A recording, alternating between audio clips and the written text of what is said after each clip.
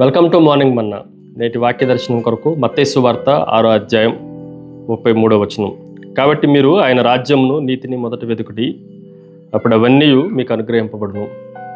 మరొకసారి యేసుక్రీస్తు పర్వత శిఖరం పైన చేసిన ప్రసంగంలో నుండి యేసుక్రీస్తు సర్వ మానవాళికి చెప్పిన మాటల్లో చాలా శ్రేష్టమైనవి, అమోఘమైనవి, అన్నిటికన్నా విలువైనవి 4 ప్రాముఖ్యమైన విషయాలు ఈ ఉదయకాల సమయంలో మనం ఆలోచన చేయాలి.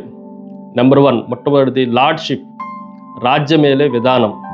మనం జాగ్రత్తగా ఆలోచన చేస్తే భూ సంబంధమైన లోక వ్యవస్థలన్నిటికన్నా కూడా మన మనసు, మన తలంపులన్నీ పరసంబంధమైన రాజ్యం మీద మనం కేంద్రీకరించాలి.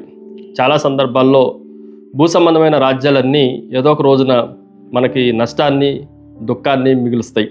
కానీ పరసంబంధమైన రాజ్యము మనకి కావలసిన వాటిలన్నిటినీ అనుగ్రహించును అన్న వాగ్దానాన్ని మన పట్ల నెరవేర్చే విధానాన్ని ఆ వచనంలో నుండి మనం ఆలోచన చేయొచ్చు.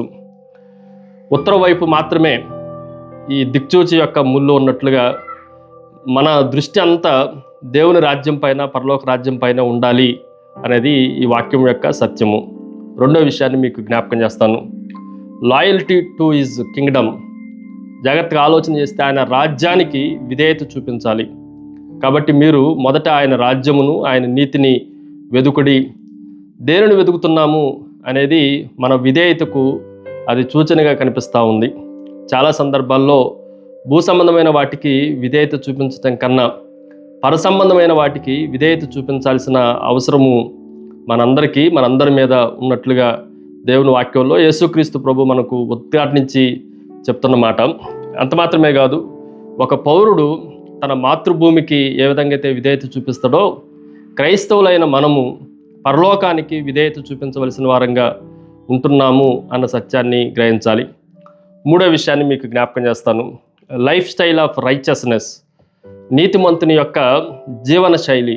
దానిని కూడా మనం ఆలోచన చేస్తే నీతిమంతులుగా జీవించాలి అనంటే దేవుని రాజ్యానికి, దేవుని నీతికి తగినట్లుగా మనం జీవించాలి. అంటే ఖచ్చితమైన జీవన శైలి పరిశుద్ధతను, విధేయతను మనకి నేర్పిస్తుంది అన్న సత్యాన్ని ఈ ఉదయకాల సమయంలో జ్ఞాపకం ఉంచుకోవాలి. అంత మాత్రమే కాదు, భూ సంబంధమైన జీవన శైలి మనల్ని కలుషితం చేయడానికి అవకాశం ఉంటుంది. కానీ పరసంబంధమైన జీవన శైలి రాజ్యానికి, ఆయన నీతికి తగినట్లుగా జీవించడం మనం ప్రారంభిస్తే మన జీవితం కూడా పరిశుద్ధంగా ఉంటుంది. అనేకులకి అది మాదిరికరంగా ఉండటానికి అవకాశం ఉంటుంది. చెట్టు ఎప్పుడైతే తన వేళ్ళు భూమి లోపలికి తీసుకుని వెళ్తుందో భూమి లోపల ఉన్న పోషకాలన్నింటినీ అది సంగ్రహించినట్లుగా మనం కూడా దేవుని రాజ్యం మీద, దేవుని నీతి మీద మన వేళ్ళన్నీ ఉంచుకోగలిగితే మనం కూడా వాటిలో నుండి ఆ పరిశుద్ధతను, నీతిని సంగ్రహించడానికి అవకాశం ఉంటుంది. చివరిగా 4వది లిబరేషన్ ఫ్రమ్ ద వరీస్. చింతలన్నిటి నుండి మనము విముక్తి పొందటానికి, విడుదల పొందటానికి అవకాశం ఉంది. అందుకే దేని గురించి చింతించాల్సిన అవసరం లేదు.